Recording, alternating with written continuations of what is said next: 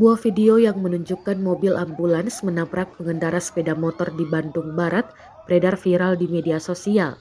Video tersebut salah satunya dibagikan oleh akun Instagram @memomedsos pada Selasa, 27 Agustus 2024. Dalam video tersebut terlihat ambulans sedang melintas di jalan raya. Bagian depan mobil ambulans itu telah ringsek karena menabrak sepeda motor di depannya.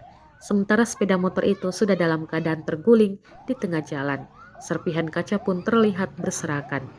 Dengan keadaan bagian depan yang ringsek, sopir ambulans tetap berusaha melanjutkan kendaraannya.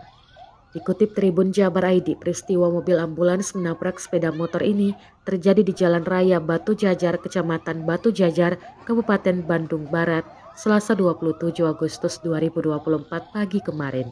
Kanit Gakum Satlantas Polres Cimahi, Ibda Bayu Subekti memastikan tidak ada korban jiwa dalam peristiwa kecelakaan tersebut. Bayu menjelaskan kecelakaan tersebut bermula saat mobil ambulans yang dikemudikan oleh Dinar melaju dari arah Cililin ke arah Bandung. Kala itu ambulans membawa seorang pasien rujukan.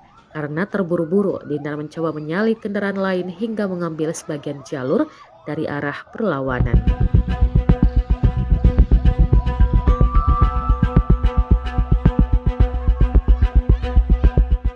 Download Tribun X sekarang, menghadirkan lokal menjadi Indonesia.